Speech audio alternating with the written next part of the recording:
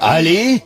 so'rovchi til va fahm qiluvchi qalb egasi, Jibril olib tushgan narsalar haqida hamma narsani bilgan bilimdon, ilm bog'ining raisi, nuroniy aql egasi, dunyodan hech narsa olmagan, dunyo ham undan hech narsa ola olmagan zohid, ilm va hikmat bulog'i, olamlarning ayollarining sayyidasi Fatima Zahroning kuyovi, islomdagi eng birinchi fidoi inson, birinchi bo'lib iymon keltirgan yosh bola, xulofoi roshidlarning orasida payg'ambar alayhisolatu vassalamga eng yaqini, qazo, hukm ilmida musulmonlarning eng bilimdoni, ummatning eng rabboniy kishisi, tunlari rohib, kunduzlari ro'zador, Muhammad alayhisalomning tarbiyasida ulg'aygan, yigitlarning sayyidi, ikki rayhonning otasi, Abul Hasan Ali ibn Abi Talib roziyallohu anhu. U kishini yaxshi ko'rganga Tubo bo'lsin, u kishini yomon ko'rganga Vayl bo'lsin. U kishining ilmiga olimlar muhtoj edi, u kishining zuhdiga, zohidligiga zohidlar muhtoj edi. Xulofoi roshidlarning 4-chi Ali ibn Abi Talib roziyallohu